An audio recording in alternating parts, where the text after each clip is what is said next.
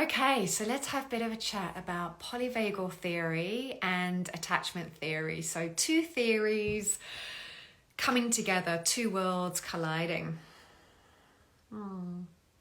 Malaysia, gorgeous, Seattle, Yama, Australia. Great. So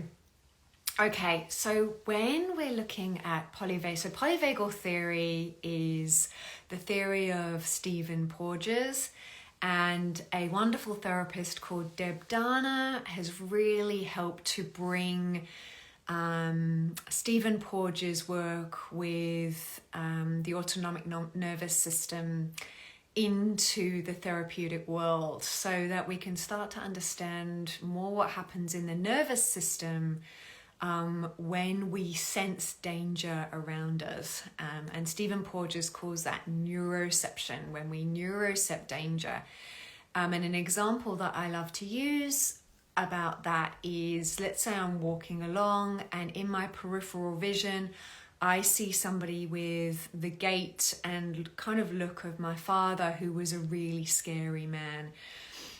And I don't consciously see it, but it's kind of in my peripheral vision. And so my nervous system will kind of neurocept, it's called neuroception, or neurocept danger. Okay, so we've got three parts of the autonomic nervous system. Okay, we've got the earliest part of that system is called the dorsal vagal system. And that is kind of a shutdown, collapse, freeze, disassociate. And lots of people are waving. Thank you for joining. I'm glad you're here. And that state was super, super helpful if you're being chased by a tiger and you can't outrun it. And so then the nervous system shuts down, okay? The next system that built on top of that in terms of the nervous system was a part called the sympathetic nervous system, and that is what you'll know as fight or flight. Yeah. So we're either going to run really fast in order to get away, or we're going to fight the thing. So this is, you might feel anxious. There's obviously a flood of adrenaline that will come forward because the body's being mobilized. Yeah, we want to try and get out of this situation. So that's the sympathetic. So we've got the dorsal vagal, we've got the sympathetic. Then the system that was built on top of that is the newest evolutionary circuit, and that's called the ventral vagal. Okay, and that is finding safety through connection. So in that state, we are able to co-regulate, and co-regulate is when we're feeling stressed, but we're with somebody who has quite a calm nervous system, and so our stress nervous system is regulating off of their calmer nervous system. We're able to self-regulate. When we're in the ventral vagal, we're able to reach out for support. We feel calm. We're able, all parts of the brain are switched on, and we're able to kind of go along life with a lot of curiosity, openness, feeling quite kind of grounded and in our body. So those are the three parts of the autonomic nervous system that really polyvagal theory is looking at. And over time, your nervous system learns to sense what is safe and what is unsafe, and will trigger the right part of your nervous system in order to face the challenges of everyday living. And I mean, we can have challenges throughout the day. Suddenly a car swerves around a corner unexpectedly. I've got to jump back, so I need to be in sympathetic activation.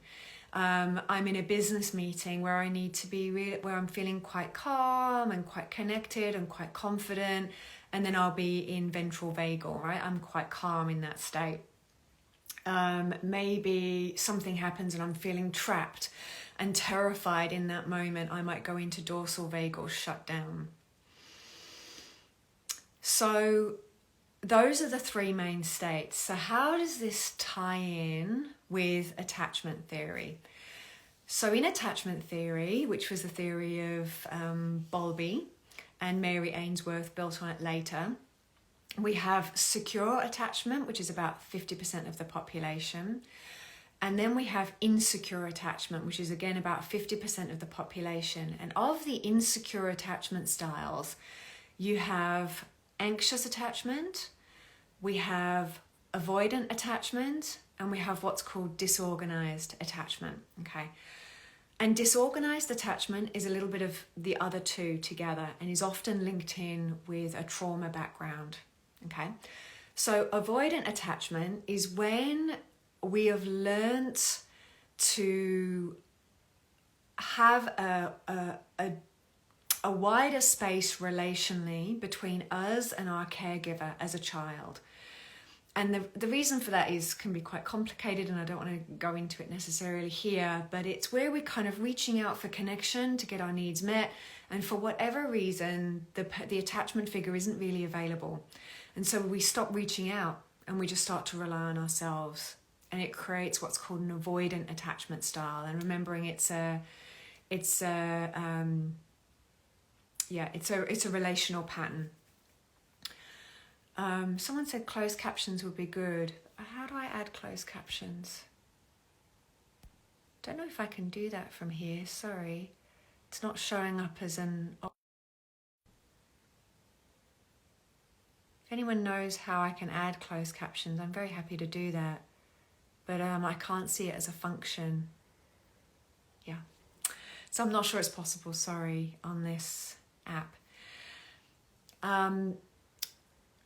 Okay, what was I saying? Avoidant. Okay, we were on the avoidant. So let's go on to the anxious. So with the anxious style, the child has tried to get their needs met and sometimes gets their needs met and sometimes doesn't. And so they've developed a pattern of staying very close to the caregiver, or they've had a very, for some reason, a caregiver who's been very kind of helicopter parentish, maybe felt that the child isn't safe for some reason, and it can be a very valid reason. Maybe the child's allergic to something, maybe the adult has lost someone very close to them and so frightened of losing their child.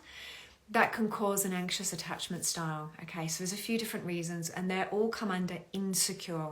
Okay.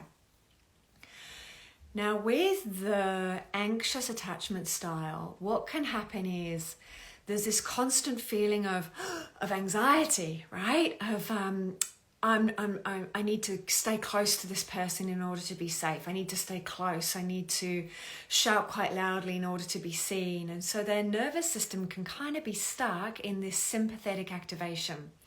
And that's the fight or flight, yeah? So there can be quite sort of hypervigilance, kind of fight or flight. And now I talk about this quite a bit in chapter 6 of my book, Heal Your Anxious Attachment, which is coming out in February 24. So yeah, chapter 6, we work around this, how to regulate the nervous system according to the anxious attachment style. Now with the avoidant attachment style, they are more stuck in that dorsal vagal shutdown response. So there can often be a feeling, someone's sending lots of hearts, that's lovely. They're shut in more of a dorsal vagal shutdown. And so it's actually, sometimes when we're in conflict with somebody who has the avoidant attachment style, it can be quite frustrating. When you feel them shut down, when you feel them move away. But I want you to know that actually this is often because their nervous system has sensed danger. Oh my goodness, I'm being told that I'm not good at something. I'm being told that I'm not good enough. Whether they're being told that or not, it's what they're hearing. Yeah, so they're hearing, the meaning they're making out of what's being said is, I'm not good enough. And so they're hearing, I'm being attacked or I'm being criticized. And so involuntarily, their nervous system goes into this kind of shut down dorsal vagal state where they might feel like they're not really in their body. A lot of my avoidant clients say, I just went completely blank. She was asking me, what's going on? Hi from Brazil. She was asking me what's going on, and I couldn't sense anything happening in my body. There was just this huge blank. And so for the avoidants who might be listening to this, and I hope that you are, know that there's often a very protective part that comes over and often will kind of blank out or numb out what's going on internally as that dorsal vagal shutdown happens, okay? And that's your beautiful nervous system trying to help you, yeah? But we can often kind of feel quite frustrated by that. Why is that happening? Because I want to be able to tell my partner what's happening for me, but I can't even feel it inside. So we can often get into this. Someone says, I'm a clinician. This was so helpful. Thank you. It makes so much sense. Yeah, right? And so the healing piece in this for the avoidant is to really have a lot of self-compassion, that it is the dorsal vagal shutdown happening, and there are definitely ways that you can work with that. A really powerful way to work with that is one-on-one with a therapist, someone trained in polyvagal theory, someone trained in trauma work, because know that when we're doing attachment work and when there's insecure attachment, there is a level of CPTSD, of complex trauma, whether it's been in neglect and what's called big T trauma, or whether it's in small t trauma, right? It can be both. So big T trauma is something like an attack or a car accident, or being verbally abused in your home. And then there's like little t traumas, which could be, every time I said that I wasn't okay, maybe as a child, you had a recurring pain in your body and you kept saying, I'm not okay, and you just kept being fobbed off. No, you're fine. And actually you really weren't okay. That would count as kind of small t trauma. And different kinds of neglect actually come under small t trauma. So a lot of people will feel like, why do I have symptoms of childhood sort of complex trauma stuff, insecure attachment? And they look back at their childhood and they think, well, nothing really happened to me. I was fed, I was housed. But maybe you were kind of babysat by a TV for most of your childhood. Maybe you were really severely bullied by a sibling that you lived with. Maybe there were really inappropriate things happening with a neighbor or with a teacher that you couldn't get help with. Yeah, there's a lot of complexity, and sometimes we can feel like it's okay, I've buried that in the past. But then you might start to see some of this stuff showing up in your life. What are your best recommendations on polyvagal theory? I think that's from the person who's a therapist. I would recommend that you read some of the work by Deb Dana. It's a lovely bridge between Stephen Porges' work, which can be quite complex, and actually doing the work as therapists. She has a really great book, Polyvagal Exercises for Safety and Connection by Deb Dana. So I'd highly recommend that. It gives you some really great exercises to do, and anybody listening to this can buy that book and do the exercises. I am going to read some of these questions. Someone says that there is too much shaming around trauma. Yeah.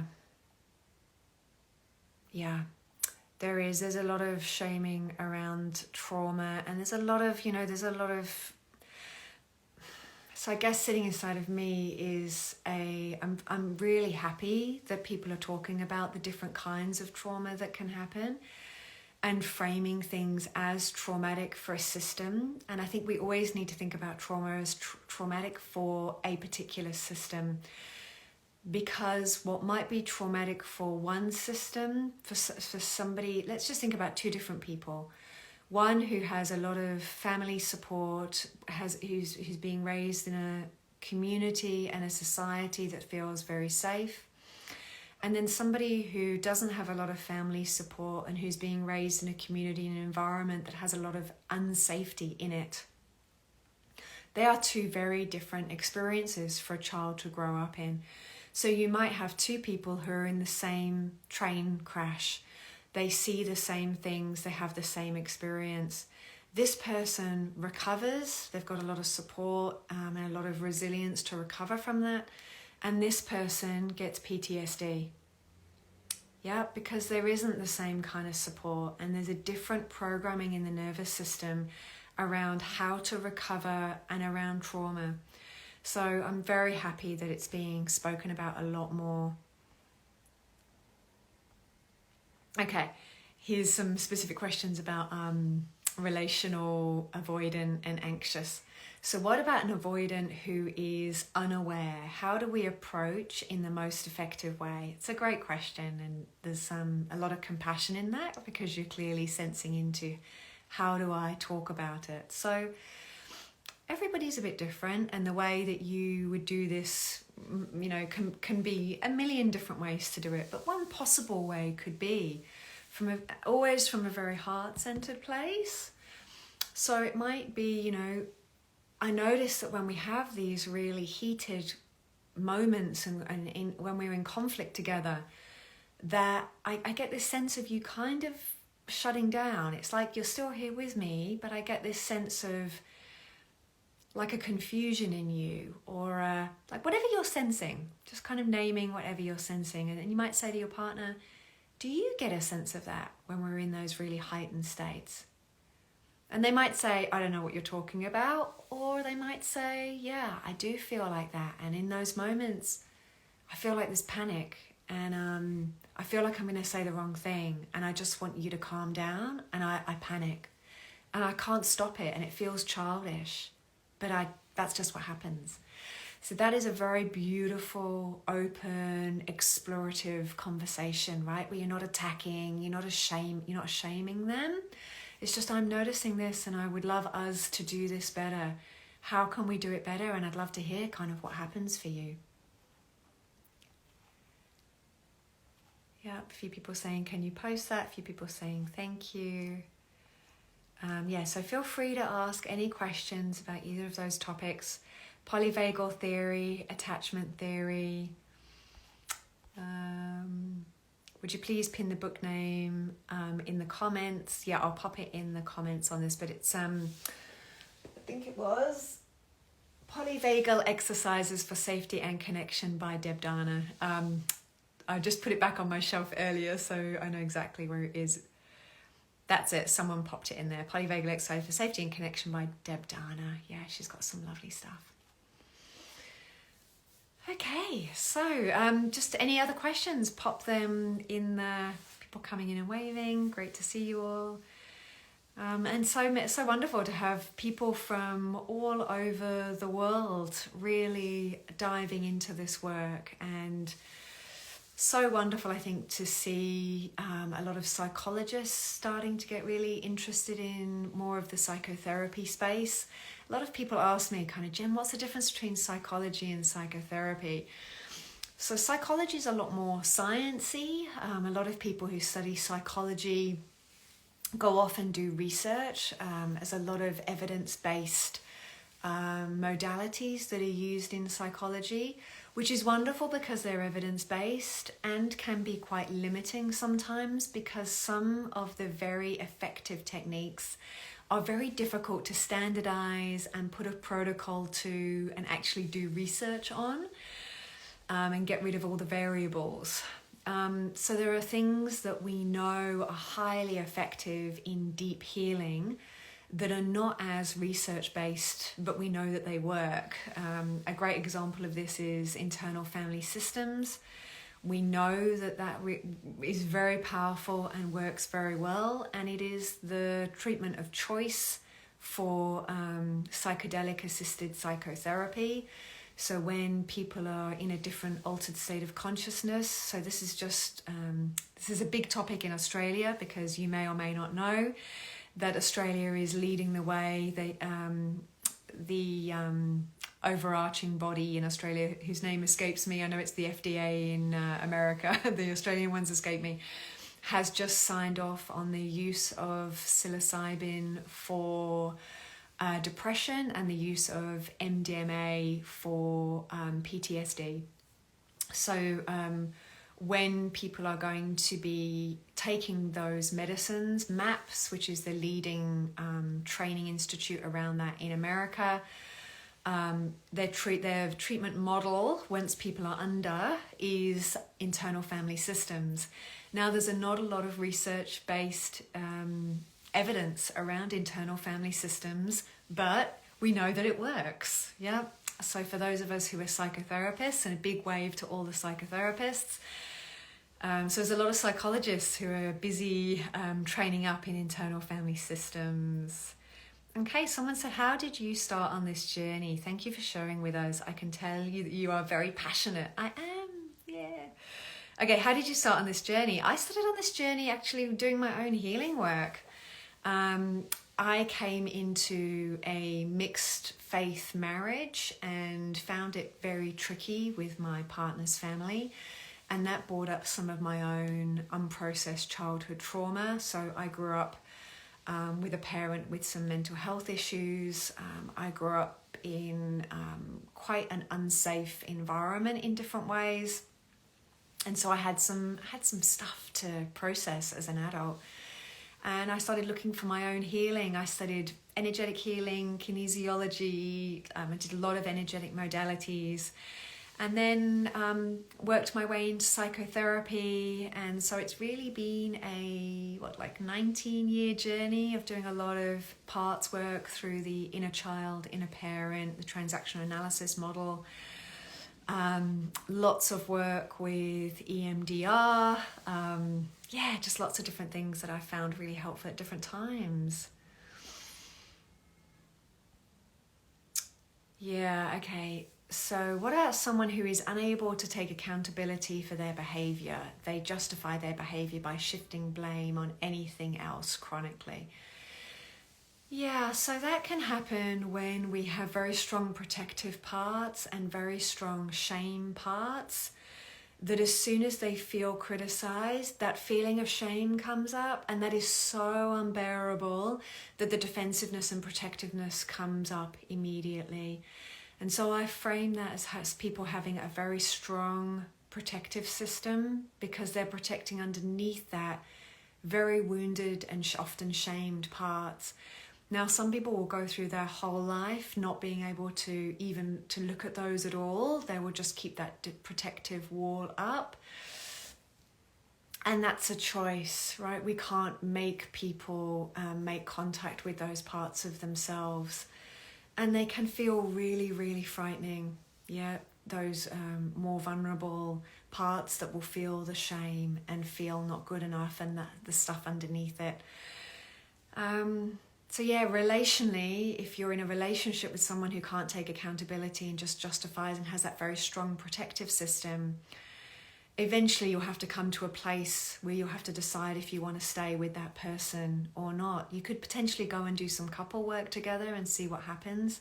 I would highly recommend a modality called emotionally focused therapy. It's Sue Johnson's work, really beautiful work, and really good at helping avoidance. I notice I'm saying the word really a lot. Really good at helping avoidance make contact with the deeper feelings underneath the expressed emotions. If it's someone in your family, when that happens with a very strong protective system, I think that they're really for our own mental health. There has to be kind of a point where we drop into a surrender with that they just do have a very strong protective system for some reason. And we need to know what the capability and capacity is of that person. And yeah, just knowing the other person's limitation. Okay, the therapist is asking, is there a book you'd recommend on internal family systems? There is a podcast I would recommend on internal family systems by an awesome therapist who I love. It's me. So I just released a bunch of podcasts on my podcast channel called Psychotherapy Central. They are absolutely free. They're all about 15-20 minutes each. One is called What is IFS? And then I've got about 6 episodes that are all being released one after the other. What are parts? What is the self in internal family systems? So a whole lot of stuff. A particular book on IFS, I happen to have it right next to me, is Richard Schwartz. This is the creator of Internal Family Systems. It's called No Bad Parts. It's a great book. And I would highly recommend my podcast. And if you like that and you find it helpful, please share it. Please give me a 5-star review and write some comments. I would deeply appreciate that. Yes, and what about ketamine treatment? Yes, that is happening right now in Australia. I have a friend of mine who is doing ketamine treatment for people with eating disorders. So that's already happening in Australia, which is very exciting. It's a very exciting space. Yep, someone said I'm a psychotherapist. Yay. Yep. Yeah, okay. Someone says here, I work with children in the foster care system and they're presenting as more and more highly dysregulated. Yeah. What suggestions would you give to help co-regulate? That's a really beautiful question. I really appreciate that. So the thing is in the face of a really distressed child is, because sometimes the tendency, if you've got a really distressed child, their nervous system is here and your nervous system is here. Sometimes there can be a tendency to go into a panic with the child, right? So resisting that tendency and trying to keep your nervous system in that beautiful ventral vagal. So you're keeping your tone like this. Okay, I'm right here, really validating. So you want to validate their experience. I can really see that you're really distressed and that this is really frightening. Okay, but know that I'm here. So sensing how close they want you away, how far away they want you. Just know that I'm right here and I'm not going anywhere, and that you can take as long as you need with this experience. Yeah, but you'd be wording it differently according to the age. But the sense that you're giving is in alignment with the words that I'm speaking. Yeah, giving them space, but letting them know that you're there. They might need to discharge if they're highly dysregulated, so they might need to kind of jump, they might need to hit something. So permission to do that. If you need to hit something, if you need to jump around, that's okay. Yeah, just know that I'm here when you're ready. Sometimes with children, they'll then discharge. And then when they're ready, they'll come into and they might just sort of look at you just to see how you're responding and then look away. They're just checking that you're there as an anchor. Yeah. And then they might, as they settle down, they might put their head down and block all view, give them permission to do that. I see that you don't want to look at anyone right now. That's okay. They might say, shush, stop talking. Then I would do that. I would stop talking. Okay, I'm going to stop talking, but just know that I'm here and I'm not going anywhere. Yep, so lots of permission, lots of space. But you're keeping your nervous system in a place where you know that eventually a good image around this can be the water coming in, just knowing that the water's coming in on the beach, but that eventually the water will go out and they'll come to a place of calm. And that will happen faster if your nervous system stays in that calmness and using your voice. And it might not even be words that you say as they hide themselves. It might just be just a sound where they know that you're there. They know that you're attuned. It's a beautiful question. And there's often a lot of dysregulation in the foster care system. I've actually seen some of that myself. So yeah, a lot of space, a lot of heart, a lot of heart. Because those kids, they're neurocepting danger. Something is triggered, a memory, often from the past, what in IFS we call an exile. And they are reacting sometimes as though they're back in that trauma thing is happening. So whatever you can do to anchor safety might even be like, just know that you're here now and you're not there. Yeah. But as an ongoing thing, if you can get them into some EMDR, that can be super helpful with post-traumatic stress, which a lot of those kids have. Yep. So if you can get them into some kind of EMDR treatment, super helpful. Lots of people joining. Hello, hello, hello.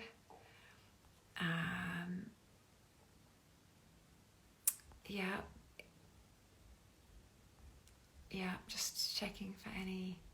Yep, Psychotherapy Central. Yep, someone said I just got that book in the mail. Great. Yeah, it's fabulous. And he's actually got some really great little exercises to do. And what I tell my clients to do, I'm talking about this book, No Bad Parts. It's got some great exercises in it. And I recommend to my clients actually pre-record some of the exercises into your voice thing on your phone, and then you can play the meditation back to yourself. Little tip. Yeah, our doctors in Australia are really treating ongoing depression with mushrooms, psilocybin. It's about to start happening. It hasn't happened yet. Psychiatrists are still still going through the psychiatry board, but we've had sign off from the equivalent of our FDA. Yeah. And there's a lot of research in that space that shows that it is very helpful different substances with end of life as well, so with people with terminal diagnoses. Yeah, I'm just looking at the comments, so just bear with me.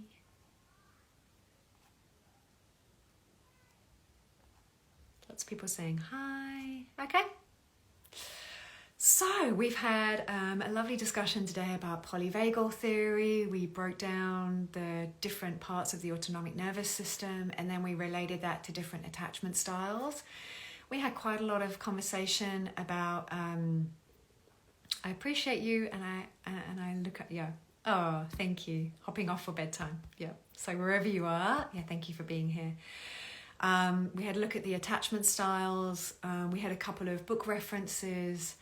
And then we had a little bit of a chat about some of the psychedelic assisted psychotherapy that's going to be happening in Australia. And we went a few other little directions, how to co-regulate with children. So I hope that was helpful. I will post this live on my main page on Instagram. Thank you for being here. It's okay, I'll post it. Someone said, oh, I missed it. I'll post it up so you can watch it in your own time. I really hope that you enjoy it. Know that I have some podcasts that really break down each of the insecure attachment styles on the podcast Psychotherapy Central, available on Apple Podcasts and Spotify, completely free. And I'm breaking down a lot of internal family systems and how that works as a very powerful healing modality. So thank you so much for being here. I really appreciate you. I'm so grateful that there are so many of us on this healing journey, and know that I'm on it with you, but I'm definitely not a finished product. I'm always learning and growing just like you. I was working with my own parts just yesterday. When I first woke up, I lay down and did a little parts meditation around quite a cranky part that was showing up. So just know that I'm here doing the work with you, and always curious, always willing to learn. So thank you. Wherever you are in the world, have a wonderful, wonderful day. Take care of yourselves.